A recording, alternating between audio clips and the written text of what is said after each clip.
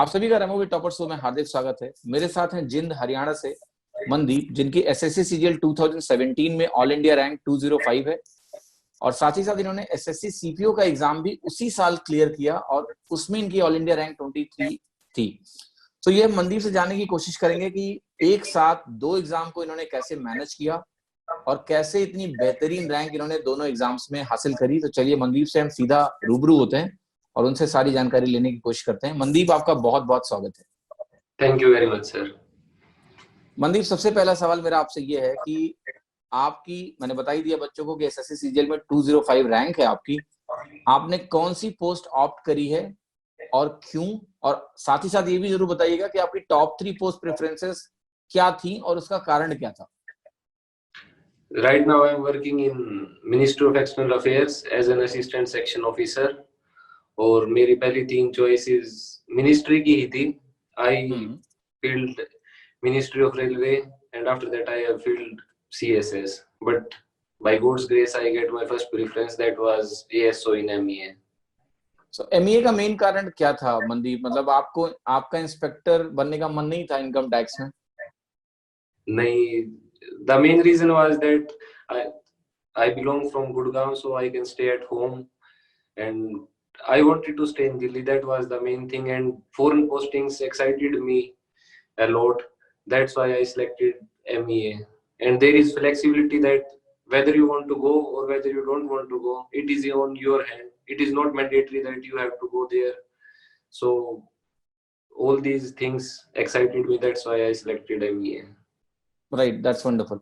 और जो एक आपका सीपीओ का सफर है, मतलब कहीं ना कहीं जो सीपीओ की जॉब आपने ली, राइट, सीपीओ अटेम्प्ट करने का मेन इरादा क्या था मनदीप? मतलब क्या ये था कि आपको वाकई में पुलिस में काम करना है या फिर एक जॉब सिक्योर करनी है, इसलिए आप सीपीओ आप एग्जाम?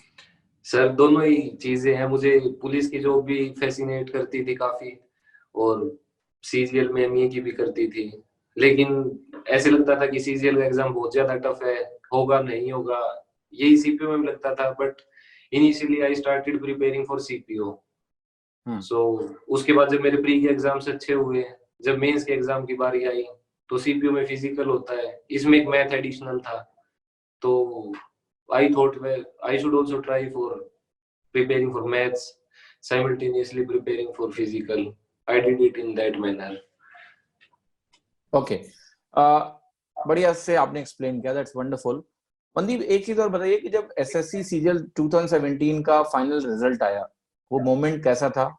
इतने समय बाद एक तो रिजल्ट आया, ठीक है, so how did you feel at that time? Can you recreate that moment and tell us something about that? It was very amazing sir. उस टाइम पे मैं अपनी ट्रेनिंग पे था, पुलिस की ट्रेनिंग पे एट पीटीसी जाटला, और मेरे साथ मेरे सारे कलीग्स थे, जो मेरे सब इंस्पेक्टर दोस्त थे वो थे सारे सब साथ में। तो it was 9:30 in the night, everyone was waiting because जो मेरा बैच था उसमें केवल मैं ही था जिसको मतलब ऐसे था कि भाई एमईए में जाएगा, तो हर कोई वेट कर रहा था उसके लिए। मेरे से पूरे दिन से पूछ रहे थे रिजल्ट आने वाला है, आ गया क्या, आ गया क्या, आ गया क्या। तो मैं ऐसे भी था, आ ही जाए अब तो रिजल्ट।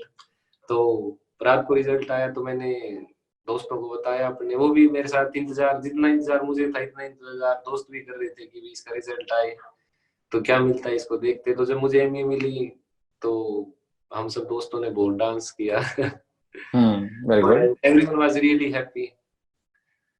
एंड पेरेंट्स का रिएक्शन कैसा था मनदीप? सर अनफॉर्चुनेटली उस टाइम अपने पेरेंट्स के पास तो नहीं था, उनके से मैंने फोन पे बात की और वो भी बहुत ज्यादा खुश थे। It was like the dream came true. That's wonderful, wonderful. So Mandeep, एक चीज अब यहाँ पर मैं आपको थोड़ा सा वापस ले जाऊंगा लाइफ में। आप थोड़ा सा अपना एजुकेशनल बैकग्राउंड के बारे में बताएं कि किस मीडियम से आपने पढ़ाई करी, 10th 12th, और आपका ग्रेजुएशन किस स्ट्रीम में है, थोड़ा सा बताएं हमें। मैंने बेसिकली तो 10th 12th सीबीएसई बोर्ड से ही की है। 10th क्लास तक मैं जींद में पढ़ता था। 11th 12th क्लास में मैं फिर, मोस्ट ऑफ द बच्चों का सपना होता है कि आईआईटी क्रैक करेंगे, उसके लिए मैं दिल्ली आया था पढ़ने के लिए। मैंने फिटजी में पढ़ाई की थी, लेकिन अनफॉर्चुनेटली मेरा आईआईटी तो क्रैक नहीं हुआ था। आईआई ट्रिपल में भी ठीक ही रैंक आई थी।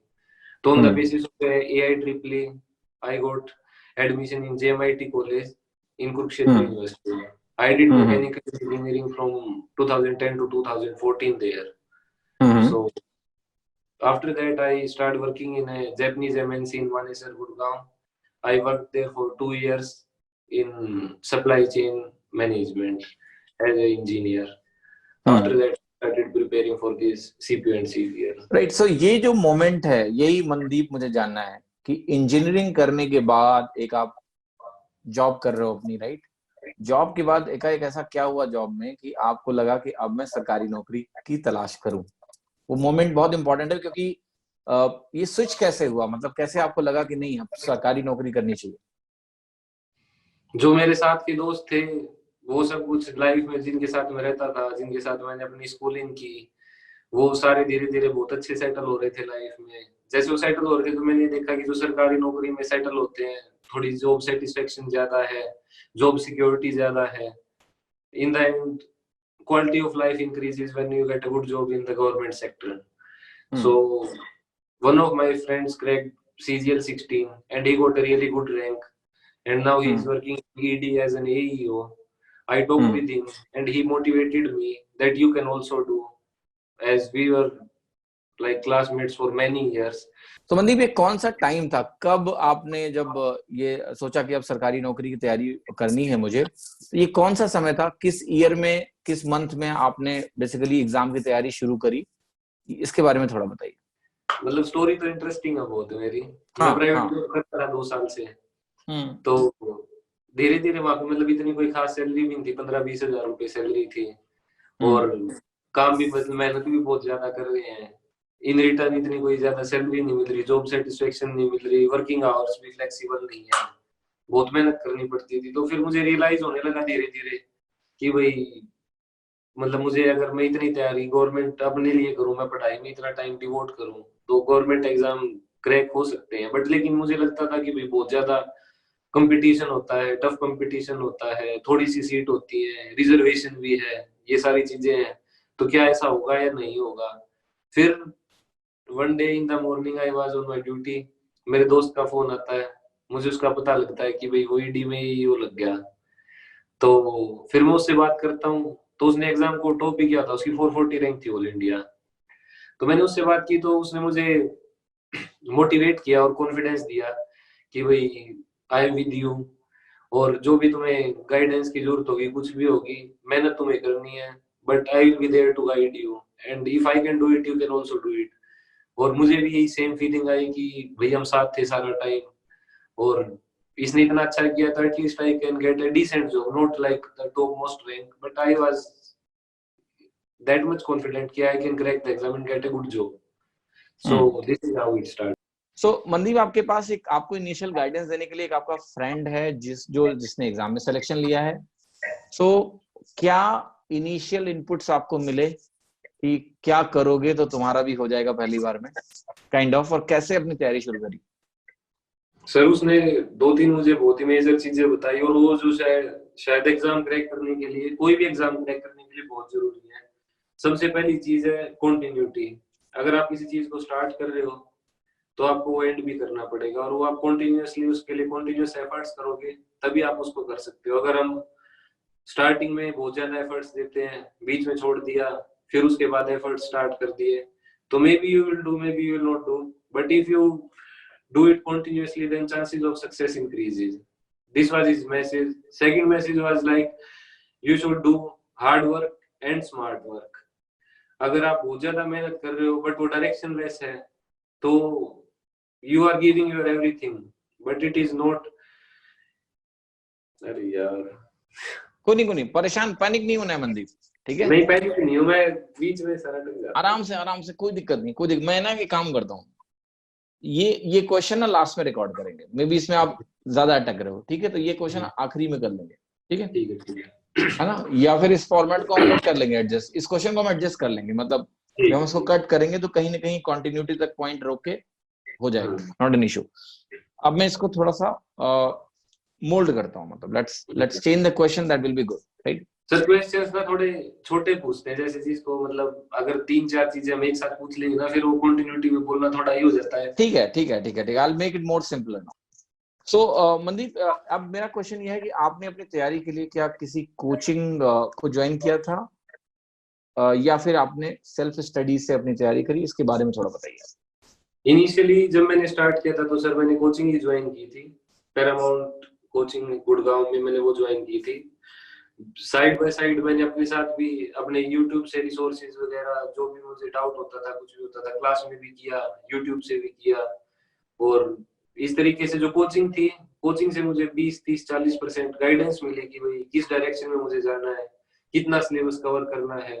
उसके बाद जो भी क्लियरिटी ऑफ कंसेप्ट्स है या जो कुछ भी है वो मैंने सेल्फ स्टडी भी की और कोचिंग भी, दोनों साथ में। It was a mixture of both things. Right. तो अभी मनदीप हम क्या करते हैं, एक एक करके हर सब्जेक्ट के बारे में थोड़ा थोड़ा मैं आपसे जानकारी लेना चाहूंगा। तो मैं शुरुआत करता हूं सबसे पहले कि जब कोई इंजीनियरिंग का बंदा आता है एसएससी की तैयारी करने, सबसे बड़ा पेनफुल पॉइंट होता है जनरल स्टडीज, जीएस। जीएस की तैयारी आपने कैसी करी, क्या क्या किताबें पढ़ी, क्या कंटेंट था, थोड़ा उसके बारे में बताएं। सर सबसे पहले तो from the first day when I started preparing, मैंने हिंदू न्यूज़पेपर पढ़ना स्टार्ट किया। उससे इंग्लिश में भी फायदा होता है, करंट अफेयर्स में भी फायदा होता है, और जीएस में भी, मतलब और भी टॉपिक्स उनमें भी हेल्प मिलती है। तो सबसे पहले तो मैंने हिंदू न्यूज़पेपर पढ़ना स्टार्ट किया। उसके बाद एक्सेप्ट पीसीएम, जो बाकी सारे सब्जेक्ट थे उनमें मैं ऑलमोस्ट जीरो ही था जब मैंने स्टार्ट किया। तो उसके बाद सब्जेक्ट वाइज मैंने एक प्लान क्रिएट किया कि भाई हिस्ट्री कैसे करनी, मुझे ज्योग्राफी कैसे करनी है। कोचिंग पे कुछ टीचर्स अच्छे थे, कुछ टीचर्स से मैं सेटिस्फाइड नहीं था कि ये अप टू द मार्क पढ़ा रहे हैं, तो वो भी एक डिफिकल्टी थी। तो उनके लिए मैंने यूट्यूब की हेल्प ली। तो ये ऐसे मैंने जीएस की स्टार्टिंग की थी। जीएस में जो एक बुक आती है लूसेंट करके, हाँ जी। वो किताब का मनदीप आपने इस्तेमाल किया था? सर मैंने वो पढ़नी स्टार्ट की थी, लेकिन उसमें काफी पॉइंट्स ही पॉइंट्स, बहुत सारे पॉइंट्स दे रखे हैं, तो मैं कंफ्यूज हो जाता था कि भाई ये तो रटना पड़ेगा सब कुछ, और पूरी बुक रटना तो शायद मेरे बस की तो बात नहीं थी। बाकी बच्चे अगर रट सकते तो पता, लेकिन मेरे से नहीं रटी जा रही थी वो बुक। तो फिर मैंने क्या किया कि instead of mugging up everything, I started clearing the concept. जैसे अब हिस्ट्री है, मुझे पहले क्लास में टीचर पढ़ाता था, हिस्ट्री समझ में नहीं आ रही, एक आधी कोई क्लास मिस होगी तो क्या चल रहा है क्या नहीं चल रहा है। तो मैंने उसका क्या सोल्यूशन किया कि मैंने क्रैश कोर्स, एक अन अकेडमी चैनल है, अन अकेडमी पे क्रैश कोर्स और ancient medieval and modern history by Abhishek Shrivastava sir, मैंने उसको कंप्लीट किया। It was like a movie, और 10-12 घंटे का ये पूरा कोर्स है। और वो मैंने देखा तो मुझे कंसेप्चुअली क्लियरिटी आई कि भाई स्टार्टिंग से लेके अब तक till the independence of India कैसे क्या चलता है। तो उसके बाद मुझे फिर जो पॉइंट्स, ऑब्वियसली हिस्ट्री में सब कुछ मगअप ही करना पड़ता है, तो वो जो पॉइंट्स थे वो मैं अच्छे से फिर याद कर पाया। थोड़ी कंसेप्चुअली क्लियरिटी होगी मेरी, ऑप्शन एलिमिनेशन भी कर सकता था मैं। तो पहले पूरी स्टोरी का पता किया मैंने उस तरीके से। उसके बाद जैसे पॉलिटी थी, पॉलिटी के लिए भी क्लास में जो टीचर पढ़ा रहे थे मैंने सबके नोट्स बनाए, फ्रॉम 0 to 100 तक सब कुछ किया, इस तरीके से किया। जो पीसीएम थी उसके लिए, जैसे मैं साइंस बैकग्राउंड से हूँ, बीटेक भी कर रखी है, तो पीसीएम में मुझे इतनी दिक्कत नहीं होती थी, और वो मैंने लूसेंट से पढ़ी तो it was easy to retain. और उसके बाद जितना प्रीवियस ईयर क्वेश्चंस हो सकते थे सबके, वो मैंने किए। और साथ ही साथ एक भी दिन ऐसा नहीं था भी मैंने हिंदू न्यूज़पेपर ना पढ़ा हो। मैं हिंदू न्यूज़पेपर को हर रोज 1 या 2 घंटे जरूर देता था। बहुत बढ़िया। तो मनदीप, यहाँ पर जो फिजिक्स केमिस्ट्री ठीक है, लेकिन मैथमेटिक्स बैकग्राउंड के लोगों के लिए बायोलॉजी बहुत बड़ा मुश्किल चीज होता है, मतलब सो टफ टू रीड। तो क्या बायो में कोई पहले से झुकाव था? बायो कैसे तैयार किया? बायो सर मुझे ठीक ठाक आती थी पहले से, ऐसा नहीं था कि मुझे सब कुछ याद है, but I was able to understand whatever was in the bio. हाँ, पीसीएम में मुझे, पीसीबी में इतनी मुझे कोई दिक्कत नहीं हुई। हिस्ट्री, जियोग्राफी, पॉलिटी, इकोनॉमिक्स, ये सब कुछ मैंने बिल्कुल स्क्रैच से, जीरो से स्टार्ट और समझा और याद तभी किया था जब मैंने प्रिपरेशन की थी। राइट। तो इनके लिए मैं बता सकता हूँ भाई मैंने ये चारों सब्जेक्ट्स कहाँ से किए। हिस्ट्री का जैसे मैंने भी बताया, और ज्योग्राफी का भी जो मेरे क्लास में टीचर थे, जो भी वो मुझे पढ़ाते थे उनके नोट्स बनाता था। और जो भी सिलेबस है, जैसे लूसेंट की बुक में जो इंडेक्स है उसमें जो भी सिलेबस है, जो भी पॉइंट्स हैं, उनको मैंने यूट्यूब से समझने की कोशिश की इंस्टेड ऑफ कि भाई मैं रटूं सब कुछ। उनको समझा, पहले समझा, थोड़ा टाइम कंज्यूमिंग है बट लॉन्ग रन में काफी बेनिफिट देता है। आप बोलते नहीं चीजों को, आपको एग्जाम में कुछ याद भी नहीं आएगा, लेकिन आप थोड़ा सोच के कर सकते हो कि हाँ ये ऐसे नहीं, ऐसे था तो ये ऑप्शन तो एलिमिनेट हो गया, इस तरीके से हो सकता है। उसके बाद इकोनॉमिक्स का है, इकोनॉमिक्स के लिए लूसेंट की बुक है, वो भी मुझे थोड़ी कॉम्प्लेक्स ही लगी। क्लास में भी जो टीचर थे वो इतने अच्छे से नहीं पढ़ा पा रहे थे कि मेरे डाउट्स क्लियर हो जाए, मेरे कंसेप्ट क्लियर हो जाए। तो उसके लिए मुझे एक बहुत अच्छा चैनल मिला यूट्यूब पे, it is SSC CGL vlogs on economics. उसके अंदर 27-28 वीडियो हैं और वो बहुत ही अच्छे से इकोनॉमिक्स को कवर कर लेती है कि आप 5 क्वेश्चन आए तो 3 या 4 तो कर ही लोगे। तो ये मैंने इकोनॉमिक्स के लिए किया था। और साथ ही साथ ये जो सब कुछ मैंने किया, तो ऐसा नहीं है मैं केवल देख रहा था, पढ़ रहा था, मैंने हर एक चीज को अपने हाथ से, अपनी अलग अलग नोटबुक लगाई हर एक सब्जेक्ट की और अपने हाथ से लिखता था, उसी को रिवाइज करता था। तो मनदीप, करंट अफेयर्स के लिए आपने कुछ स्पेशल किया था? किन रिसोर्सेज का यूज किया करंट अफेयर्स के लिए आपने? सर करंट अफेयर्स के लिए जैसे जब से मैंने डे 1 से तैयारी शुरू की थी, तो मैं हिंदू न्यूज़पेपर पढ़ता था, वो टिल द लास्ट मोमेंट जब तक एग्जाम नहीं हुआ वो मैंने कंटिन्यू रखा था। और उसके बाद जब एग्जाम नजदीक आया था तो स्टडी आईक्यू चैनल है, उस पे जो सर थे उन्होंने काफी जैसे कैप्सूल्स, 500 क्वेश्चंस, इंपॉर्टेंट क्वेश्चंस, इस टाइप से 500, 1000 इस टाइप से क्वेश्चंस थे, तो वो मैंने किए थे। ये किया था मैंने के लिए। और बाकी जैसे मैं बता रहा हूँ, मैं हर रोज 1-2 घंटा न्यूज़पेपर को जरूर डिवोट करता था, तो most of the time I was aware what was happening in the world, तो इसलिए मैं अटेम्प्ट कर पाया था करंट अफेयर्स के क्वेश्चन को। सो मनदीप, अभी दूसरा सेक्शन जो रीजनिंग का होता है, वो एक्चुअल में लोगों का परसेप्शन है कि रीजनिंग बहुत आसान होती है, पर इसमें दो राय नहीं कि रीजनिंग स्कोरिंग है। अगर आप अच्छी तैयारी करके जाओगे तो लोग 50 आउट ऑफ 50, 48, 46 ले आते हैं। तैयारी अगर नहीं है और आपने इग्नोर मारा तो 35, 36 भी रह जाते हैं। आपका रीजनिंग का अप्रोच क्या था? क्या आप हल्के में ले रहे थे उसको, या फिर उसके लिए भी एक अच्छी तैयारी करके गए थे आप एग्जाम में? सर पूरी जो भी पूरा फेज था एग्जाम का, उसमें हल्के में तो मैंने यही सोचता था कि हल्के में तो कुछ भी नहीं लिया जा सकता, एक एक मार्क्स इंपॉर्टेंट होता है, चाहे वो किसी भी सब्जेक्ट का छोटा से छोटा पॉइंट हो या कुछ भी हो, everything is very much important, in the end that will help in the last. मैं आपको बताऊंगा कि एक एक नंबर मायने रखता है जब आपकी फाइनल रैंक बनती है, आपकी पोस्ट एलोकेशन होती है। तो मैंने रीजनिंग को भी इंपॉर्टेंस दी। रीजनिंग के लिए 1-2 टॉपिक्स थे, जैसे कि सिलोगिज्म हो गया, वो मैंने पहले सीखे कोचिंग पे। उसके अलावा जो बाकी चीजें थी एसएससी में as compare to banking easy आती है रीजनिंग, लेकिन उसके लिए मैं क्वेश्चंस प्रैक्टिस करता था, मॉक टेस्ट है जो भी, ये नहीं है कि मैथ इंग्लिश कर लिया रीजनिंग तो हो जाएगी, मैं उसको करता था। रीजनिंग की जितनी प्रैक्टिस हो सकती थी मैं ज्यादा से ज्यादा प्रैक्टिस करता था और इसी तरीके से कर पाया। रीजनिंग में मेरे मार्क्स भी अच्छे थे, सीपीयू में 48 थे मेरे और सीजीएल में 50 आउट ऑफ 50 थे।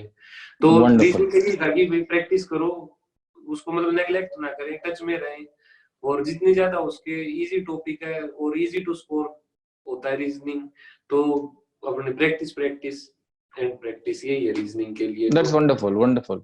इग्नोर कुछ नहीं करना है मतलब, ठीक है, बिल्कुल। मनदीप, अगला सेक्शन जो वो दो सेक्शन जो बाकी हैं वो प्री में भी आते हैं, मेंस में भी आते हैं।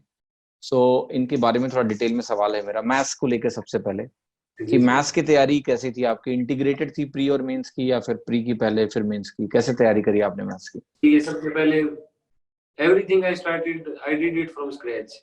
मुझे इतना कोई मतलब सिलेबस का पता था, लेकिन जो टिप्स एंड ट्रिक्स हैं, परसेंटेज में क्या आएगा, टाइम एंड वर्क में क्या आएगा, I had no idea, so I started everything from scratch. तो उसके लिए कोई जल्दबाजी नहीं की मैंने, अपने जो क्लास में जाता था मैं कोचिंग पे, वहां पे वो सारा सब कुछ समझा, अपने हाथ से नोट्स बनाए और यूट्यूब की भी हेल्प ली। यूट्यूब पे एक चैनल था स्टडी स्मार्ट एसएससी, उस पे बहुत ही अच्छे से अर्थमेटिक का जो पोर्शन है वो बहुत अच्छे से इलेबोरेट कर रखा था। मेरे लिए वो काफी बेनिफिशियल था, मैंने उसको टाइम डिवोट किया और टॉपिक वाइज धीरे धीरे करके ऐसे प्री की प्रिपरेशन की। प्री का एग्जाम देने के बाद फिर मैंने मेंस की ऐसे स्टार्टिंग की थी। मेंस के लिए भी मैंने वहीं पे पैरामाउंट कोचिंग पे दीपक भारद्वाज सर थे, तो उन्होंने जैसे भी पढ़ाया, जो जो भी गाइड करते थे। उसके अलावा जितनी मैं प्रैक्टिस कर सकता था, मॉक टेस्ट में वीकली भी देता था, ऑफलाइन भी देता था, ऑनलाइन भी देता था, इस तरीके से किया और ये सब था। राइट। सो मैथ्स में मनदीप जो आपके रिसोर्सेस थे, जैसे आपने बताया YouTube channel, coaching material, coaching में टीचर का नोट्स हो गया, कोई बुक्स थी स्पेसिफिक जो आप यूज कर रहे थे अपनी तैयारी में जो आप बताना चाहें स्टूडेंट्स को? कि एज सच ना किसी बुक्स की जरूरत है नहीं तैयारी करने के लिए कि भाई आप एक ही बुक को फॉलो करो, उसी बुक से सब कुछ हो जाए, ऐसा नहीं है। आप टॉपिक वाइज जब आप तैयारी स्टार्ट करते हो, तैयारी कर रहे हो, तो मुझे तो सबसे बेस्ट ये लगा कि भाई टॉपिक वाइज मैं अपने नोट्स खुद बनाऊं। वो मुझे सबसे अच्छी अप्रोच लगी कि भाई मैं अपने हाथ से लिखूं, सब कुछ अपने हाथ से करूं, सब कुछ चैप्टर वाइज मैंने अपने हाथ से जो भी क्वेश्चंस हैं जो क्लास में पढ़ा रहे हैं या मैं यूट्यूब से पढ़ रहा हूँ, उनका मैंने एक ऐसे फेयर वर्क और रफ वर्क में, फेयर वर्क में एक नोटबुक बनाई चैप्टर वाइज, और वही किया। जब मैं मॉक टेस्ट देता था मुझे लगता था कि भाई ये तो एक ऐसा कंसेप्ट है, इस चैप्टर में ये कंसेप्ट रह गया मेरा, तो मैं उसको उस चैप्टर में ऐड कर लेता था, और ऐसे करते करते मेरी खुद की बन गई थी। बुक्स के लिए मैंने class notes of Rakesh Yadav भी की थी, और जैसे कि मैंने बताया जो स्टडी स्मार्ट एसएससी चैनल है यूट्यूब पे, उसके जो भी चैप्टर्स के जो कंसेप्ट थे वो मैंने सारे नोट डाउन किए थे अपने, तो यही फॉलो किया था। तो जो मैथ के नोट्स आप बनाते थे मनदीप, उसमें क्या आप एक टॉपिक में क्या क्या लिखते थे? जैसे मैं एक एग्जांपल दे रहा हूँ कि मान लिया कोई टॉपिक है आपका, कोई भी टॉपिक है, आप ज्योमेट्री मान लो टॉपिक है, तो उस नोटबुक में क्या करते थे आप? सारी थ्योरम्स लिखते थे, फिर ढेर सारे क्वेश्चंस लिखते थे, कि कितना बड़ा नोटबुक आपका बनता था एक टॉपिक का? की तो बहुत बड़ी बन गई थी। मैं इसलिए पूछ रहा हूँ। ज्योमेट्री तो बहुत बड़ा है। तो ज्योमेट्री के लिए सर ऐसे ही मैंने स्टार्ट किया। तो ज्योमेट्री में सबसे पहले तो मैंने जो बेसिक फॉर्मूलाज है ज्योमेट्री के वो लिखे। अब जैसे पहले मैंने प्री की तैयारी अलग की, मेंस की तैयारी अलग की, तो प्री के लेवल थोड़ा कम होता है ज्योमेट्री का मेंस के मुकाबले। तो उसके लिए मैंने वही अप्रोच रखी। मैंने ये नहीं किया कि भाई मैं ये भी सीख लेता हूँ आगे के लिए काम आएगा। मुझे जो प्री की तैयारी करनी थी बस फोकस थी, मुझे प्री का एग्जाम अच्छा देना है और जितने मार्क्स में 200 में से स्कोर कर सकता हूँ उतने ज्यादा करने हैं, मैथ में 50 में से करने हैं। तो पोपरी के लिए ही तैयारी की मैंने। पहले फॉर्मूले लिखे सारे, और उसके बाद जो बेसिक से स्टार्ट होता है, ज्यादा से ज्यादा 50 क्वेश्चन बनेंगे बेसिक, अच्छा। वो वही सारे नोट डाउन किए। और उसके बाद तो आप जैसे धीरे धीरे मॉक टेस्ट देते हैं तो उससे आपको आइडिया नहीं लग जाता। मैंने ये नहीं किया कि भी मैंने अपनी पूरी प्रिपरेशन कर ली, मैं मॉक टेस्ट देना स्टार्ट करता हूँ। जिस वीक से मैंने स्टार्टिंग की थी अपनी प्रिपरेशन की, तब से मैं मॉक टेस्ट देने स्टार्ट किए थे। और पहले कम नंबर आते थे, धीरे धीरे जब इम्प्रूवमेंट होने लगी तो इस तरीके से मैं अपने आप को असेस भी कर पाया कि भाई मेरी प्रिपरेशन कैसी चल रही है, और उसके हिसाब से जो जो मुझे लगती थी कमी तो वो उसको मैं ऐड ऑन कर लेता था नोट्स में। राइट। मनदीप भैया, कई लोग ऐसे होते हैं जिनको ये लगता है कि मैथ्स में नोट्स बनाने से समय बहुत ज्यादा बर्बाद होता है क्योंकि लिखने में टाइम जाता है। तो क्या आपको लगता है, क्योंकि आप सिलेक्टेड हो, अब आपसे मैं पूछ रहा हूँ कि क्या वो नोट मेकिंग प्रोसेस फायदेमंद था आपके लिए? क्या आप कैंडिडेट को रेकमेंड करोगे कि मैथ्स के नोट्स बनाओ? तो इसलिए कि भैया आप कुछ भी कर रहे हो आप अपने हाथ से लिखोगे तो आप ज्यादा रिटेन कर सकते हो। अगर आप किसी चीज को पढ़ते हो डायरेक्टली आपने कर लिया, आपको एक दिन आ गई, आपने 2 हफ्ते 3 हफ्ते वो टॉपिक नहीं किया तो आप भूल जाओगे उसको। लेकिन अगर आप अच्छे से थोड़ा टाइम डिवोट करके लिख रहे हो तो वो रिटेन ज्यादा देर के लिए होता है मेमोरी में। और आप उसको, आप जो खुद के नोट्स होते हैं आप उसको देखोगे तो बहुत अच्छे से समझ में आती है चीजें, बजाय कि आप केवल एक बुक में देख लोगे। तो इसलिए पर्सनली मेरा ओपिनियन है, मैंने हर एक चीज में, हर एक सब्जेक्ट्स में खुद ही नोट्स बनाए थे। चाहे वो रीजनिंग हो, चाहे इंग्लिश में ग्रामर होगी, चाहे मैथ में, जितने भी सब्जेक्ट, जितने चैप्टर्स हैं सबके मैंने नोट्स बनाए थे। राइट। और मैथ के लिए क्या कैलकुलेशन के लिए भी कुछ अलग से आपने प्रयास किया था? जी सर, या फिर ये कैलकुलेशन के लिए जितना इम्पोर्टेंट है कि भाई आपको कंसेप्ट आए, आपको शॉर्टकट ट्रिक्स आए, उतना ही इम्पोर्टेंस है कि भाई आप कैलकुलेशन कितनी जल्दी कर सकते हो।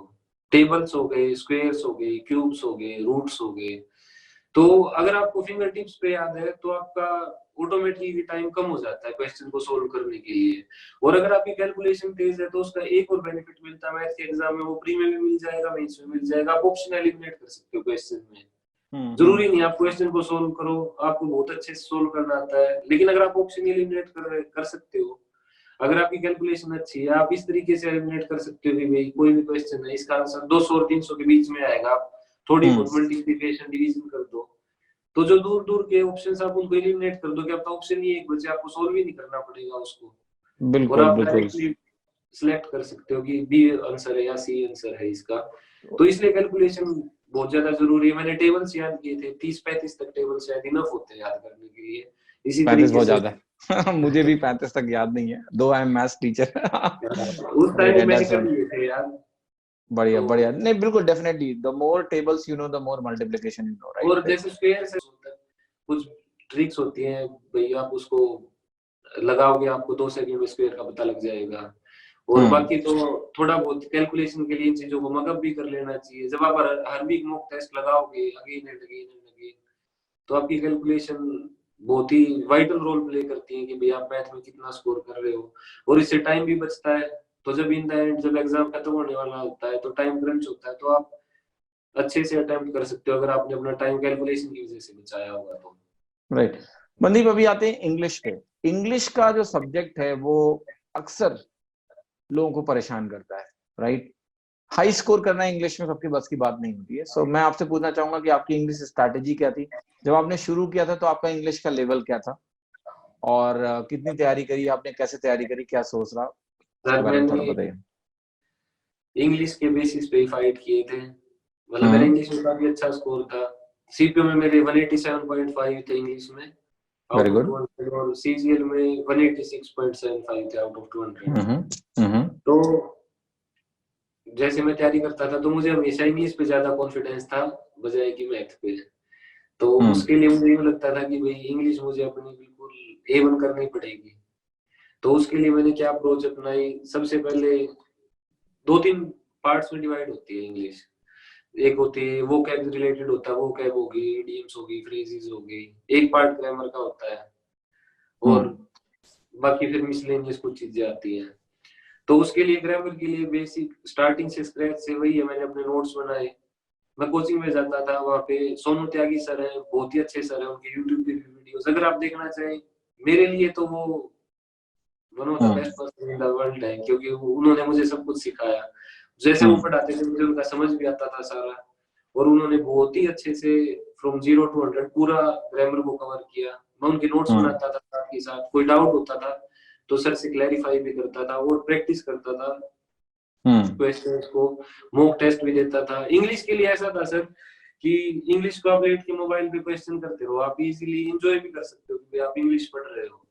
मैथ के लिए तो आपको पेन एंड पेपर पे करना पड़ता है, ये है वो है। इंग्लिश को आप एंजॉय करके करते, मैं एंजॉय करके करता था इंग्लिश को। और जो वोकैब का सेक्शन उसी के लिए, जैसे मैंने बताया था कि द हिंदू न्यूज़पेपर है, वो करंट अफेयर्स के लिए भी हेल्पफुल है। उसके अलावा जिसमें 1-2 घंटे डिवोट करता था तो उससे मेरी जो रीडिंग स्पीड थी वो भी इंक्रीज हुई। और जो भी उसमें वर्ड्स आते थे उनको हर रोज मैंने अपने वही डे 1 से जब मैंने प्रिपरेशन स्टार्ट की थी, तो डे 1 से मैंने ये किया था कि मैंने एक नई डायरी लगाई और मैं हर रोज 10 या 15 वर्ड लिखूंगा और उनके सामने मीनिंग वर्ड लिख लिया, उसका मीनिंग लिख लिया, 2 या 3 सिनोनिम एंटोनिम लिख लिए। और इस तरीके से कि भाई मैं हर रोज न्यूज़पेपर पढ़ूंगा और एक पेज मुझे लिखना है वोकैब से रिलेटेड। और ऐसे करते करते हर रोज एक पेज लिखा। जब दूसरा दिन आया मैंने दूसरा पेज लिखा तो पहला रिवाइज किया उसके साथ।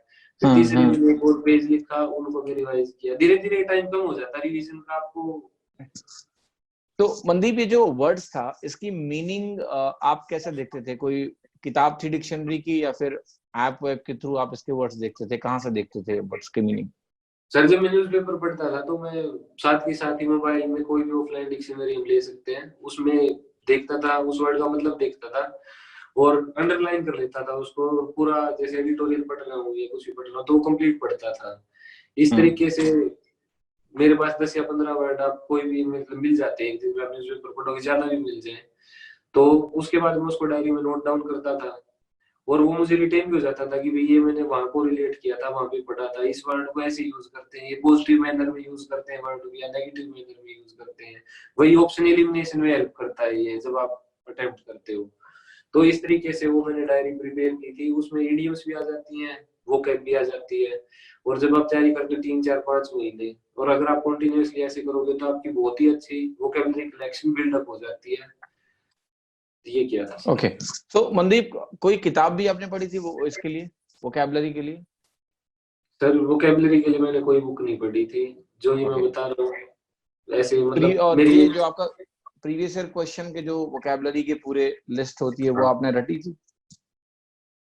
सर रटने की अगर आप हर रोज, जैसे मैं बता रहा हूँ मैंने हर रोज न्यूज़पेपर पढ़ा था और ऐसे अपनी डायरी मेंटेन की थी, तो उसके बाद बहुत ही कम वर्ड्स बच जाते हैं जो आपको मगअप करने पड़ेंगे। हाँ, आप प्रीवियस ईयर क्वेश्चन देखो, मिल जाएंगे थोड़े बहुत, लेकिन इस तरीके से बहुत ही कम रह जाता है कि भाई आपको मगअप करना पड़े। हाँ, एग्जाम आया था जब नजदीक, तो ऑब्वियसली मैंने प्रीवियस ईयर की ऐसे पीडीएफ डाउनलोड कर ली थी, सिनोनिम एंटोनिम इडियम्स वगैरह।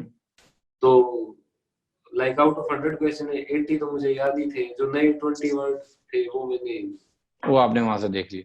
और जो ग्रामर का पोर्शन था वो आपने कैसे किया? ग्रामर का पोर्शन सर, जैसे सबसे पहले तो मैंने अपने बेसिक्स ही क्लियर किए। जैसे प्रोसीजर होता है, पहले अपना नाउन करो, फिर प्रोनाउन करो, उसके बाद एडजेक्टिव करो, ऐसे ऐसे करके तो 9-10 टॉपिक्स होते हैं ग्रामर में। तो इस तरीके से मैंने स्टार्ट किया। पहले तो जैसे कोचिंग पे सर पढ़ाते थे, उनके मैं नोट्स बनाए, और उसके बाद फिर सर मैंने क्वेश्चंस प्रैक्टिस करने स्टार्ट किए। इंस्टेड ऑफ कि भाई ये चीज ऐसे ही होगी, भाई ऐसा क्यों हो रहा है, इसका ये रूल है, इस रूल के हिसाब से ऐसे होता है, ये वर्ब की फॉर्म आती है, आती है। इंग्लिश का ये है, जितने भी आप प्रैक्टिस कर सकते हो इतनी प्रैक्टिस करो कि भैया आप इसको दोबारा बोल रहा हूं सर मैं। हाँ, कोई नहीं। इसी सेंटेंस से आप आगे बढ़ा दो मनदीप, जो सेंटेंस आप बोल रहे हो इंग्लिश की इतनी प्रैक्टिस करो, उसी से आप आगे बढ़ जाओ। इंग्लिश की आप इतनी प्रैक्टिस करो कि भाई जब आप एग्जाम देने जाओ तो आपको कुछ वहां पे नया देखने की संभावना कम से कम हो। मैं इस अप्रोच के साथ चलाकर सर प्रैक्टिस करो, मॉक टेस्ट भी दो। मोबाइल पे इतनी एप्लीकेशंस है, जैसे ग्रेडअप है, अटा 247 है, और ऑनलाइन क्विज अब तो बहुत सारी एप्लीकेशन आ गई है। तो आप प्रैक्टिस करते रहो। जैसे आप प्रैक्टिस करते रहो, आपने नाउन पढ़ी तो नाउन से रिलेटेड क्वेश्चंस की प्रैक्टिस करो। ऐसा नहीं है कि भाई एग्जामिनर कुछ भी दे देगा, लिमिटेड रूल्स हैं, लिमिटेड टाइप्स ऑफ क्वेश्चन मिलते हैं। आप ऐसे प्रैक्टिस करते रहोगे तो आप इस तरीके से आप अच्छे से टैकल कर सकते हो ग्रामर को। और ग्रामर, किसी को लगता है कि ग्रामर बहुत मुश्किल है, लेकिन अगर आपने अच्छे से प्रैक्टिस करके रूल्स वगैरह याद कर लिए तो it is one of the most scoring topic in English. Wonderful. So prelims में आपके मनदीप टोटल कितने मार्क्स थे अलग अलग सेक्शन में, अगर आपको मार्क्स याद हो, क्योंकि एग्जाम बहुत पहले हुआ था, तो जरूर बताएं। सर मेरे सीजीएल में प्री में 172 मार्क्स थे, और मेंस में मैथ्स में 150 थे, और इंग्लिश में 186.75 थे, और टायर 3 में 70 मार्क्स थे मेरे। 70 मार्क्स? हाँ जी सर। Right, wonderful. तो मनदीप अब कुछ चीजों की बात करेंगे। जैसे आपने तैयारी में कई बार मॉक टेस्ट का नाम लिया है कि मॉक आपने तभी से देना शुरू किया जब आपका तैयारी शुरू हुआ, तभी से आप मॉक ये वेट नहीं कर रहे थे कि मेरा सिलेबस खत्म हो जाए। तो ये एक चीज मुझे जाननी है कि मॉक का आपकी तैयारी में कितना रोल रहा है, और इसके बारे में थोड़ा सा प्रकाश डालिए। सर जब मैंने इनिशियली स्टार्ट किया तो मैं मॉक टेस्ट देने जाता था, जो मेरे क्लास में और बच्चे होते थे साथ में, तो उनका यही एटीट्यूड होता था, अभी क्या, अभी तो कोई सिलेबस ही कवर नहीं, अभी क्या करेंगे मॉक टेस्ट देके। लेकिन मॉक टेस्ट एक ऐसी चीज है जिससे आप अपना कॉन्टिन्यूअस इवैल्यूएशन कर सकते हो कि भाई आप कैसी प्रिपरेशन चल रही है, क्या आप आगे बढ़ रहे हो, स्कोर इंक्रीज हो रहा है या नहीं हो रहा है। और एक ही जगह से मॉक टेस्ट नहीं देते कि भाई आप केवल फॉर एग्जांपल ग्रेड अप के मॉक टेस्ट दे रहे हो या एसएससी ट्यूब के मॉक टेस्ट दे रहे हो, आपको वैरायटी जहां से भी मिले मॉक टेस्ट लगा लेना चाहिए। 1 घंटे का ही होता है मॉक टेस्ट, जैसे प्री के लिए बता रहा हूँ मैं इनिशियली।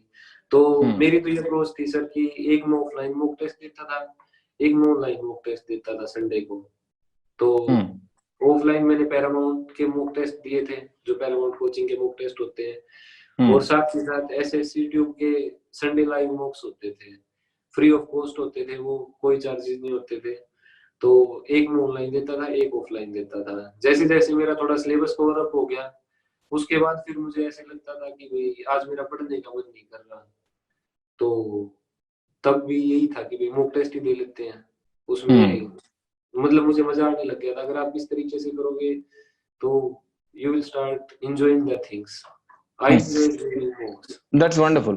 तो मनदीप, मॉक देने के बाद का प्रोसेस क्या था? आप उसकी एनालिसिस करते थे, कितना टाइम लगता है? क्योंकि सबसे इंपॉर्टेंट ये होता है कि बच्चे पूछते हैं कि ठीक है प्री का मॉक हमने दे दिया, एनालिसिस करें तो कितना देर एनालिसिस करनी चाहिए?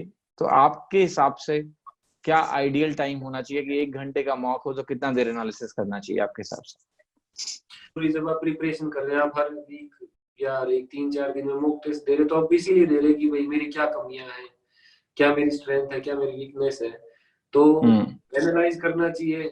और जैसे मैथ हो गया, इंग्लिश हो गया, जैसे मैं नोट्स बनाता था, तो अगर कोई टॉपिक है जिसपे मुझे लगता है मेरी कमांड है, लेकिन अगर वो मेरे से मिस हो गया, तो मैं उसको देख के अपना नोट कर लेता था कि भाई ये ऐसे ऐसे कंसेप्ट था, मेरी ये कमी रह गई थी, इसलिए मैं नहीं कर पाया। तो इस तरीके राइट। से सो आइडियली लगभग आप टाइम बता सकते हो कुछ कि 1 घंटे के मॉक में आपने एनालिसिस में कितना वक्त लगाया?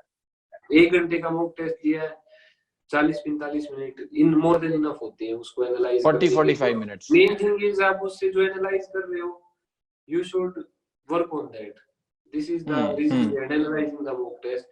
आपको उन कमियों को धीरे धीरे करके दूर करना है। आप ये एसर्टेन करो कि भाई आपने वो मॉक टेस्ट दिया है, जो कमी सेम टाइप का क्वेश्चन नेक्स्ट मॉक टेस्ट में आपसे मिस नहीं होना चाहिए, या बिल्कुल। उसको टाइमली मैनर में करना भी। इस क्वेश्चन में मैंने पिछली बार ज्यादा टाइम लगा दिया था और मैंने ये देखा था, तो अगर दूसरी बार भी नहीं होता तो आप तीसरी बार उसको ध्यान रख के ऐसे ऐसे करके वीकनेस कम हो जाती है फिर।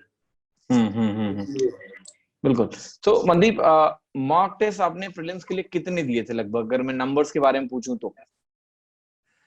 सर जितने मैं दे सकता था ज्यादा से ज्यादा उतने दिए थे। लगभग कोई एक रफ नंबर? सर मैंने फेब में तैयारी स्टार्ट की थी, 6 फेब 2017 टू बी प्रिसाइज, और सीजीएल का प्री हुआ था जुलाई अगस्त में। तो हर वीक में मैं 2 या 3 मॉक टेस्ट तो दे ही रहा था। 1 महीना पहले तक हर वीक में 2 या 3, एक ऑफलाइन एक ऑनलाइन, ऐसे हर वीक 2 मॉक टेस्ट से मैंने स्टार्टिंग की थी। और उसके बाद जब मेरा सिलेबस थोड़ा कवर हो गया था और मुझे अपने ऊपर कॉन्फिडेंस आने लग गया था, तो तब तो ऐसे ही होता था कि भाई अगर कुछ भी हो रहा है तो मैं दिन में भी 2 या 3 मॉक टेस्ट दे रहा हूँ। मेरे पास थोड़ी टाइम की कमी थी, तो इन द एंड तो हमें स्कोर ही करना होता है अच्छा। तो धीरे धीरे करके जब एग्जाम नजदीक आया था, तो मैंने नंबर ऑफ अटेम्प्ट्स भी इंक्रीज कर दिए थे मॉक टेस्ट के। राइट। सो आपने मतलब कंसिस्टेंटली काफी मॉक्स दिए हैं प्री के पहले क्या? मोर देन 400 और 500 मॉक तो दिए होंगे सर मैंने प्री के लिए। ओह वंडरफुल। वो कहीं ना कहीं उससे उससे आपको कॉन्फिडेंस भी मिलता है कि हाँ मैंने इतने मॉक्स दे रखे हैं तो अब क्या नया आएगा। जी सर, कॉन्फिडेंस तो जब मैंने अपना पहला मॉक टेस्ट दिया था, तो आप मानो नहीं कि मेरे पहले मॉक टेस्ट में 79 मार्क्स थे आउट ऑफ 200, और इंग्लिश में मेरे केवल 10 मार्क्स थे 50 में से, जो मैंने बाद में स्कोर किया है। तो मॉक टेस्ट का काफी बेनिफिट होता है। वो 79 करते धीरे धीरे 150 160 ग्रेजुअली, ड्रास्टिकली नहीं हुआ कुछ भी, ग्रेजुअली हुआ। 70 से 85 आए, 90 आए, 100 110, जैसे जैसे सिलेबस कवर होता गया, तो इस तरीके से स्कोर इंक्रीज किया। और इससे मेरे अंदर कॉन्फिडेंस भी आया कि I am going in the right direction, और जो मेरी तैयारी है वो एमलेस नहीं है, वो डायरेक्शन के साथ सही दिशा में जा रही है। बिल्कुल। मनदीप, और आपका जो अटेम्प्ट था प्रीलिम्स में, तो क्या आपके सेक्शंस प्री डिसाइडेड थे कि पहले कौन सा सेक्शन करूंगा फिर अगला कौन सा, वो क्या ऑर्डर था आपका? और आपकी जो टाइम मैनेजमेंट स्ट्रैटेजी थी एग्जाम में वो क्या थी कि इतना देर ये करना इतना देर ये, उसके बारे में थोड़ा बताएं प्लीज। सर जैसे कि हम अभी डिस्कस कर रहे थे, सबसे पहले तो मैंने अपनी कैलकुलेशन स्ट्रॉन्ग की थी, तो उससे ये बेनिफिट हो गया था कि भाई मतलब मुझे जल्दबाजी नहीं होती थी, मैं टाइम से अटेम्प्ट कर लेता था अपने मॉक टेस्ट को। और मेरा सीक्वेंस होता था, सबसे पहले मैं रीजनिंग करता था, 1 घंटे एग्जाम में, तो रीजनिंग करनी स्टार्ट की, आपने क्वेश्चन किया, तो अगर आप अच्छे से लेके चलोगे स्टार्टिंग से ही, जो क्वेश्चन आपको लग रहा है कि भाई इसमें मुझे सोचना पड़ेगा और कुछ मतलब इसमें लेकिन ज्यादा टाइम लग सकता है, तो आप उसको छोड़ दो, पहले आप 25 में से 20 क्वेश्चन अटेम्प्ट कर दो। और उसके बाद सीधा फिर जीके आती है। जीके में तो आप पढ़ते हो, आपको आता है या नहीं आता, 2 ही चीजें होती हैं, और टिक कर दो। उसके बाद पहले मैं रीजनिंग करता था, फिर जीके करता था, फिर इंग्लिश करता था, और मैथ को मैं लास्ट में करता था। मैथ स्कोरिंग होता है, अगर आपके पास ठीक ठाक टाइम बचा है तो आप उसको बहुत अच्छे से अटेम्प्ट कर सकते हो। लेकिन अगर आपने मैथ को पहले किया और उसमें ज्यादा टाइम कंज्यूम हो गया, तो मे भी आप इंग्लिश को उतना टाइम ना दे पाओ, जल्दबाजी में करो, मिस्टेक हो जाती है। तो मेरे लिए मैं ये अप्रोच अपनाता था, पहले मैं रीजनिंग करता था, फिर जीके, फिर इंग्लिश, और लास्ट में मैथ्स। सो कितना कितना टाइम आप देते थे इनको, कुछ रफ एक प्लानिंग होती थी मुझे कि? ये लगता था सर कि मतलब 20 मिनट रीजनिंग में लगाने के बाद, उसके बाद मैं 15 मिनट में GK and English cover up कर देता था, और फिर जो भी सारा टाइम बच गया वो मैं मैथ में डिवोट करता था। और रीजनिंग और मैथ और मेरी जैसी अर्थमेटिक का भी यही है, तो उस टाइम आपका मैथ में दिमाग चल रहा है, आप 20 मिनट से मैथ कर रहे हो, तो आप रीजनिंग क्वेश्चन को अच्छी स्पीड से जल्दी कर सकते हो, आपकी कंटिन्यूटी बनी होती है। तो इस तरीके से फिर मैं मैथ और रीजनिंग को इन द एंड जो भी रीजनिंग के बच गए कुछ और मैथ को एक साथ अटेम्प्ट कर लेता था। Very good, very good. और मैंने हर एक में इसी तरीके से किया था, ये नहीं था कि मैं एक्सपेरिमेंट कर रहा हूँ आज ये करके देखता हूँ। पहले आपका ऑर्डर शुरू से फिक्स था। हाँ। मनदीप, आपका कितना अटेम्प्ट आपने क्वेश्चंस किए थे प्री में, और कितना रिस्क लिया था आपने? कि मतलब ऐसा था कि जो डाउटफुल क्वेश्चन थे वो मार्क किए या छोड़ दिए, क्या किया था आपने? सर आप रीजनिंग में, मैथ में और इंग्लिश में काफी कॉन्फिडेंस के साथ ऑलमोस्ट पूरा अटेम्प्ट कर सकते हो, लेकिन जीके में आपको छोड़ना भी पड़ता है। जीके में आप सारे अटेम्प्ट नहीं कर सकते। तो प्री के एग्जाम में मैंने 91 अटेम्प्ट किए थे, उसमें से मेरे 3 ही 4 गलत थे। मतलब जो भी मैंने अटेम्प्ट किया मोस्टली जिस पे मैं कॉन्फिडेंट था वही मैंने अटेम्प्ट किया था। मतलब आपका एक्यूरेसी परसेंटेज काफी हाई लेवल का है। ये जैसे सर मैं मॉक टेस्ट देता था तो इस चीज पे भी मेरा काफी फोकस रहता था कि कई बार मैंने मॉक टेस्ट दिए, मैंने अटेम्प्ट ज्यादा किए हैं, अटेम्प्ट मेरे सही हैं, लेकिन क्योंकि मैंने गलत अटेम्प्ट भी कर दिए तो उस वजह से नेगेटिव मार्किंग की वजह से मेरा स्कोर कम हो जाता था। तो ये भी एक लालच में नहीं आना होता। अगर आपको बिल्कुल ही आइडिया नहीं है क्वेश्चन को तो आपको वो छोड़ देना चाहिए। ब्लाइंड तुक्के नहीं मारने, ब्लाइंड तुक्के नहीं मारने हैं। लॉजिकल तुक्के मारे थे आपने कुछ? बिल्कुल मारे थे सर लॉजिक। अगर आपने 2 ऑप्शन एलिमिनेट कर दिए और आपके पास 2 ही चॉइस है तो फिर आपका 50-50 है। अगर आप तुक्का मार के लगाओगे तो आपका ठीक भी हो सकता है, तो आपको 2-3-4 ऐसे भी कर दे। अगर आपका अच्छा अटेम्प्ट हो गया तो 2-3-4 ऐसे कर देंगे। मनदीप, प्रीलिम्स में अच्छा स्कोर करने के बाद 172 मार्क्स, एक तो कॉन्फिडेंस काफी ऊपर हो जाता है, लेकिन साथ ही साथ एक ये भी डर होता है कि अगला स्टेप अगर थोड़ा सा भी मिस हो गए, नंबर कम हो गए, तो रैंक खराब हो सकती है। 2 रैंक इंप्रूव करने का भी मौका है कि आप टॉपर बन सकते हो, बट ये टॉपर के करीब पहुंचने का भी एक प्रेशर होता है। वो कैसे आपने हैंडल किया, और कैसे अपने आप को मोटिवेट रखा कि नहीं, हमने प्री में अच्छा किया तो मेंस में भी करें, काइंड ऑफ? सर इसके लिए मैंने अपने ऊपर अनड्यू प्रेशर नहीं लिया इस चीज के लिए कि भाई अब मेरा इतना अच्छा स्कोर आ गया तो मैं अच्छे से ही करूं। मैं जैसे फर्स्ट अटेम्प्ट था तो मेंस के लिए मैंने यही सोचा कि भाई जैसे स्टेप वाइज मैंने प्री के लिए तैयारी की है, ऐसे स्टेप वाइज ही मैं अपने जो जो स्ट्रेंथ्स है उनको और इम्प्रूव करूंगा, जो वीकनेस है उनको और कम करूंगा। और मैंने ऐसे कोई रियल गोल नहीं बनाया कि भाई मेरे को 180 190 ही मार्क्स लेके आने हैं। I thought that I will give my best attempt. इस तरीके से मैंने अपने ऊपर प्रेशर नहीं लिया, अपने टाइम को अच्छे से यूटिलाइज किया। प्रेशर लेने के बजाय जितना मैं ज्यादा से ज्यादा जो सिलेबस था, जो भी डिफाइंड सिलेबस है उसको मैं कितने अच्छे से कवर कर सकता हूँ और अपनी वीकनेस को कम कर सकता हूँ, मैंने इस पे ध्यान दिया। तो इस वजह से मेरा उस प्रेशर की तरफ ध्यान ही नहीं गया। मेरा पूरा फोकस यही था, I have to give my best effort. और प्रिपरेशन तो ऐसी थी कि सर 200 में से 200 लेके आने हैं। That's wonderful, wonderful. मतलब एक सवाल बहुत रेलेवेंट है और अभी आज की सिनेरियो के लिए काफी रेलेवेंट है कि अभी जैसे आज क्या हो रहा है कि कोविड की वजह से एग्जाम्स डिले हो रहे हैं। आपके टाइम पे कोविड नहीं था तो भी एग्जाम डिले हो रहे थे, बार बार हो रहे थे। तो ये जो डिले होता है इसको कैसे हैंडल करे एक एस्पिरेंट, क्योंकि आप उस फेज से निकल चुके हो, इसलिए मैं आपसे पूछ रहा हूँ कि ऑल्दो आज तो एक पैंडेमिक है उसकी वजह से एग्जाम डिले हो रहा है, बट ये डिले को एक एस्पिरेंट कैसे हैंडल करे जहां पर उसके ऊपर इतनी एक्सपेक्टेशन होती है, वो पीरियड बढ़ता जा रहा है एग्जाम का। तो कुछ सजेशंस आपके पास अगर हैं तो जरूर दीजिए। सर सबको टेंशन होती है इस चीज। जैसे हमारे टाइम में एग्जाम हुआ था तो प्री के बाद भी इसका एग्जाम 5 ऐसे होता है कि 2-3 महीने बाद हो जाएगा, लेकिन वो डिले होके 7 महीने 6-7 महीने बाद हुआ था। तो ये प्रेशर उस टाइम पे भी आया था। लेकिन जैसे जो मेरे दोस्त थे जिसका मैंने आपको बताया, जो मुझे एज ए मेंटर गाइड थे मेरे, तो उन्होंने मुझे यही बताया कि ये जो टाइम है बच्चे इसमें सुस्त पड़ जाएंगे, ढीले पड़ जाएंगे, या ऐसे कर लेंगे कि भाई अभी तो एग्जाम ही नहीं हो रहा, हम अपनी प्रिपरेशन को कम कर लेते हैं, उसके बाद इंटेंसिटी इंक्रीज कर देंगे। इंस्टेड ऑफ दैट आप इस टाइम का बहुत अच्छे से यूटिलाइज कर सकते हो। जो भी आपकी वीकनेस है आप उनको इम्प्रूव कर सकते हो। जो भी आपको ज्योमेट्री मुश्किल लगती है या ट्रिग्नोमेट्री मुश्किल लगती है तो आप उसमें आप इतनी अच्छी कमांड कर सकते हो अपनी, आप एक्सीलेंस इंक्रीज कर सकते हो कि सो दैट आपका कोई क्वेश्चन ही मिस ना हो एग्जाम में।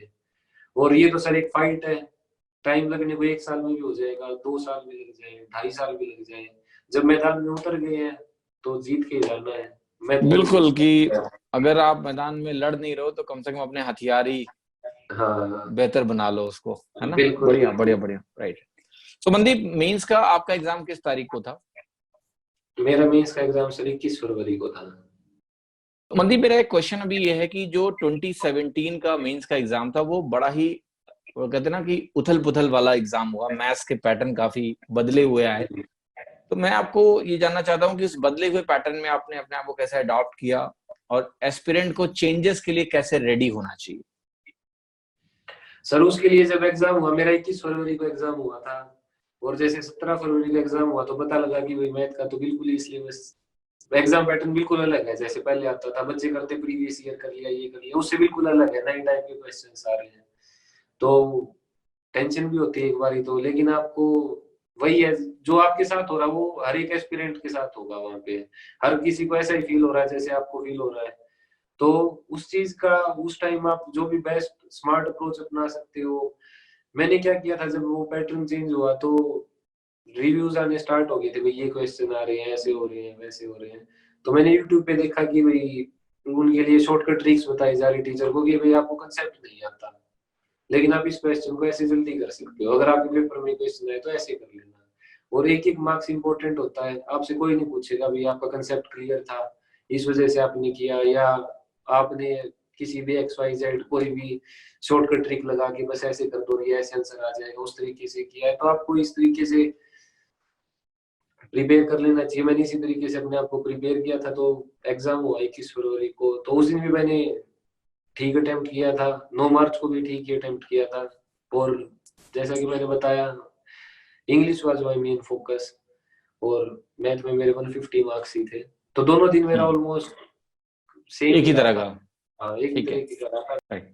सो मनदीप, टीयर 3 के लिए कोई आपने स्पेशल तैयारी करी, मतलब कोई कोचिंग, ऐसे वैसे लिखने की आदत डाली आपने, कैसे तैयारी करी? सर टीयर 3 के लिए मैंने कोई स्पेशल कोचिंग तो नहीं ली, लेकिन जैसे जो भी करंट ये कोचिंग वगैरह होती है, ये वो अपने बुकलेट निकाल देते हो, रेलेवेंट टॉपिक्स, आपको टॉपिक्स का पता लग जाएगा। फिर उसके बाद आप जैसे न्यूज़पेपर पढ़ते हो तो आपको ऑब्वियसली पता ही होता है, चाहे वो डिमोनेटाइजेशन हो, अनएम्प्लॉयमेंट हो, आज के टाइम में पेंडेमिक चल रहा है, इस टाइप से आपको आइडिया होता है। तो आपको फिर क्या प्रैक्टिस करनी चाहिए कि जैसा एग्जाम के टाइम पे जिस टाइप की शीट आती है, जिस पैटर्न से आपको अटेम्प्ट करना होता है, आप उसी तरीके से उसको करो। ये नहीं कि आपने ऐसे लिख के आप देख रहे हैं, बस ऐसे लिख लिया, हाँ मैंने ऐसे लिख दिया, अच्छा लिख दिया। लेकिन जिस तरीके से पेपर में लिखना है, जैसी उनको वहाँ पे शीट होती है, किस तरीके से लिखना चाहिए, जो भी स्ट्रक्चर होता है उसको करके प्रैक्टिस करनी चाहिए। जब टीयर 3 का टाइम था तो हर रोज मैं एक ऐसे एक लेटर लिख के देख लेता था। तो इस तरीके से 1-2 महीने का टाइम मिलता है तो आपकी ठीक कमांड हो जाती है, और आप अनईजी फील नहीं करते अगर आप उसी फॉर्मेट में प्रैक्टिस कर रहे हो। मनदीप, चूंकि आपने सीपीओ भी निकाला हुआ है, मैं ये जानना चाहता हूँ कि सीजीएल की तैयारी करने वाला बच्चा, चूंकि रिटर्न पैटर्न लगभग सेम है, हम्म और जो एक पार्ट आएगा वो आगे आएगा फिजिकल फिटनेस, मेडिकल, तो हम्म। उसमें कौन से ऐसे लोग हैं जिनको, कहते हैं ना, सीपीओ भी उनकी रेंज में है, तो वो फिजिकल फिटनेस के लिए क्या कर सकते हैं? अगर आप उनको कुछ रेकमेंड करें तो बेहतर होगा। सर जिन जो सीरियल एस्पिरेंट हैं और उनको आर्म्ड फोर्सेस भी एक्साइट करती हैं, और जिनकी एज भी अभी ऑप्टिमम है, 22, 23, 24 है, तो वो जरूर इस एग्जाम को दे सकते हैं। जैसे अगर आप सीजीएल में एसआई सीबीआई ऑप्ट करते हो, तो दिल्ली पुलिस एसआई भी मोर और लेस सेम ही है, दोनों एक हम्म तरीके के जॉब है। तो इस तरीके से आपका एक बैकअप भी होगा कि भाई आप पुलिस की एग्जाम को नहीं अटेम्प्ट कर रहे हो, आपके पास दूसरा भी है। और सिलेबस सेम है, बस मेंस में उसमें मैथ आता है सीजीएल में, तो सीपीओ हम्म में मैथ की जगह फिजिकल होता है। और हम्म फिजिकल ऐसा नहीं है, अगर आप ठीक ठाक एथलेटिक हो तो आप प्रैक्टिस करते हो तो फिजिकल हो जाता है, कोई इतना हार्डकोर फिजिकल नहीं होता। आप डेली प्रैक्टिस करो 2-3-4 महीने में आप मोर और लेस, जैसे हम सीजीएल की तैयारी करते हैं सर, इसी तरीके से सीपीओ है। बिल्कुल बिल्कुल। ओके मनदीप, आपकी हॉबीज क्या है? पढ़ाई के अलावा आपको क्या करना पसंद है, और तैयारी के दौरान क्या आपको अपनी हॉबी परस्यू करने का टाइम मिलता था? सर ये आपने बहुत ही अच्छा क्वेश्चन पूछा। मेरी हॉबी सर, सबसे ज्यादा मुझे लाइफ में क्रिकेट खेलना पसंद है। मैं ये सब कुछ करने से पहले प्रोफेशनल लेवल पे क्रिकेट खेलना ही चाहता था। Oh very good. जो भी लाइफ के बर्डन है, जो कुछ भी है, सब कुछ करना पड़ता है, मैनेज करना पड़ता है। तो जब मैं प्रिपरेशन करता था तो सर उस टाइम मैंने सब कुछ ही छोड़ दिया था।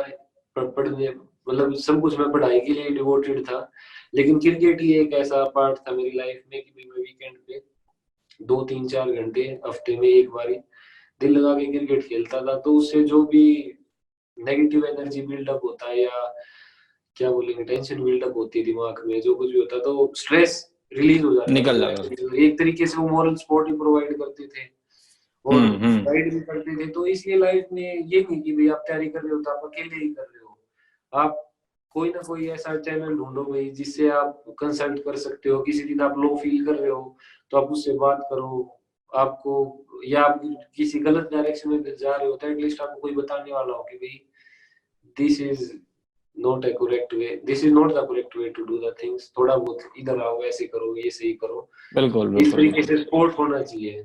और क्रिकेट के थ्रू मैं अपने मतलब एक्सप्रेस भी करता था अपने आप को, जितना भी मेरे अंदर बैठे बैठे फ्रस्ट्रेशन होती थी या कुछ भी होती थी वो मैं अपने गेम में अच्छे से खेल के अपनी टीम को जितवा के उस बिल्कुल तरीके बिल्कुल। से चैनलाइज करता था।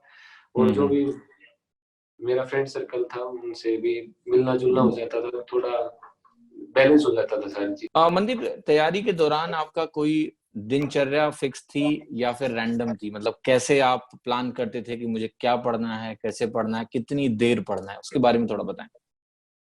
सर सबसे पहले जब मैंने अपनी तैयारी स्टार्ट की तो सबसे पहले मैंने अपनी लाइफ में यही देखा कि भाई क्या ऐसी चीजें हैं जो वेट कर सकती है। अगर मैं अब तैयारी स्टार्ट कर रहा हूँ या तैयारी कर रहा हूँ तो कुछ चीजें ऐसी हैं कि जिनको मैं टाइम डिवोट कर रहा हूँ, लेकिन अगर मैं उनको टाइम डिवोट ना भी करूँ तो कोई दिक्कत नहीं, क्योंकि मेरी फर्स्ट प्रायोरिटी ये है कि भाई मुझे एग्जाम क्लियर करके अच्छी जॉब हासिल करनी है। तो उस तरीके से मैंने सोशल मीडिया को तो बंद किया जब तक भाई मैं प्रिपरेशन कर रहा हूँ। और उसके बाद मैंने अपना जो भी मेरा सिलेबस है, जैसे भी मैं कवर सिलेबस को कवर कर रहा था तो धीरे धीरे मैंने अपना एक टाइम टेबल बनाया। टाइम टेबल कैसे बनाया, जैसे मेरे से सर रात को नहीं पढ़ा जाता था, मैं रात को 10 बजे सो जाता था हर रोज, ये फिक्स था। उसके बाद जैसे दिन की स्टार्टिंग होती थी, अब जैसे मैंने सीपीओ भी किया, सीसीएल भी किया, तो मुझे लगता था कि यार कोई सुबह 6 बजे उठता है, तो मुझे मेंस की भी तैयारी करनी थी, फिजिकल की भी तैयारी करनी थी। तो मैंने अपने आप ये किया कि मैं 10 बजे सो के अगर 4 बजे उठूं तो मैं 6 घंटे की नींद ले रहा हूँ अपनी, और उठते ही मैं अपने ग्राउंड में जाके फिजिकल के लिए 1-1.5-2 घंटा लगाता था। और सुबह 6 बजे आगे जब मुझे लगता था कि भाई बाकी सारे बच्चों का अब दिन शुरू हुआ तो मेरा भी अभी शुरू हुआ उनके साथ, वो 2 घंटे मैं अपने एक्स्ट्रा अलग से निकाल लेता था। और आप साथ में अगर कोई फिजिकल एक्टिविटी करते हो तो उससे क्या होता है, बॉडी में ब्लड सर्कुलेशन अच्छे से होता है, आपके अंदर टेंशन भी रिलीज होती रहती है आपकी, आप काफी sound mind and sound body is the key of more effectively and efficiently. तो उस तरीके से जैसे मैंने बताया कि इंग्लिश पे मेरी थोड़ी अच्छी कमांड थी, मैथ मेरा थोड़ा वीक था, तो फिर मैं अपने दिन की स्टार्टिंग में दिमाग फ्रेश होता है तो सबसे पहले मैं मैथ करता था। सुबह सुबह स्टार्टिंग में जो भी मुझे नया सीखना है सुबह मैं वो करता था, 2 घंटे कोई भी नया टॉपिक है, नया चैप्टर है, वो सीखता था। उसके बाद फिर क्या होता है कि भाई आप 2 घंटे मैथ कर लेते हो तो थोड़ा सा एग्जॉस्ट हो जाते हो, दिमाग भी ऐसे हो जाता है। तो उसके बाद न्यूज़पेपर पढ़ो, न्यूज़पेपर पढ़ना तो मतलब मुझे तो अच्छा लगता था कि भाई उसमें बर्डन फील नहीं होता कि आप पढ़ाई कर रहे हो या कुछ भी कर रहे हो, न्यूज़पेपर पढ़ा, जो भी आपको वोकेबलरी वगैरह का लिखना वो किया, अपने अच्छे से 1-2 घंटा लगाओ उसके ऊपर।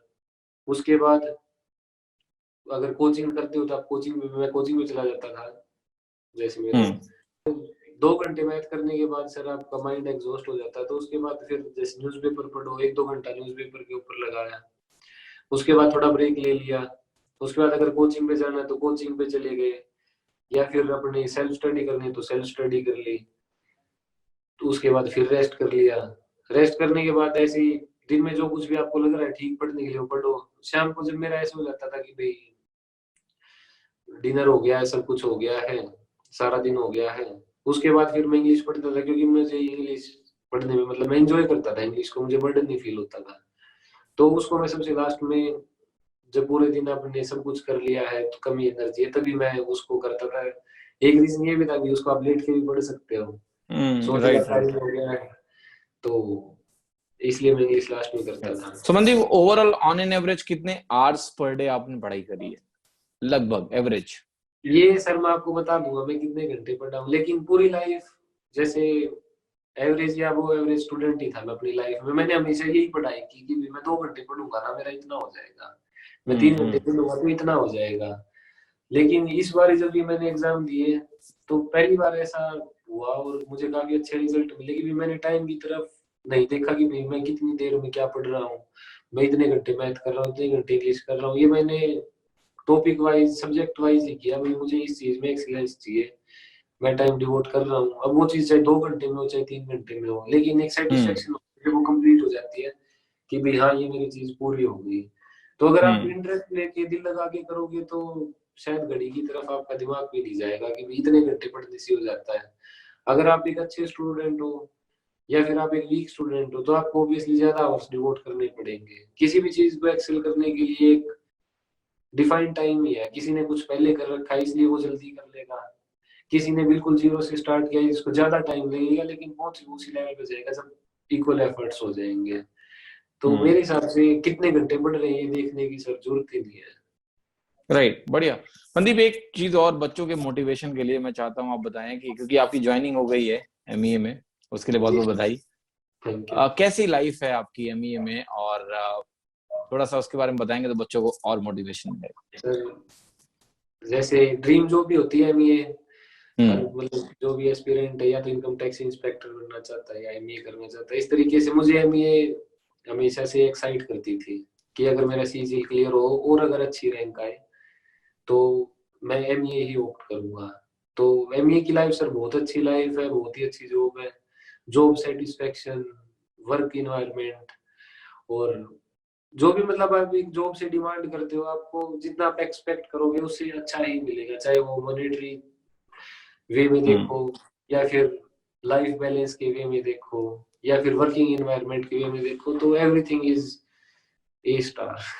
That's wonderful, wonderful. Right Mandeep, एक आखिरी सवाल वो ये है कि जितने भी एस्पिरेंट है, राइट, वो टॉपर्स को बहुत ही उम्मीदों के साथ देखते हैं क्योंकि उन्हें लगता है कि कभी न कभी वो आपके सिचुएशन में होंगे, पर उसके बीच में बहुत सारे कहते हैं ना ऑब्स्टेकल्स आते रहते हैं, लोग डेविएट हो जाते हैं इधर उधर।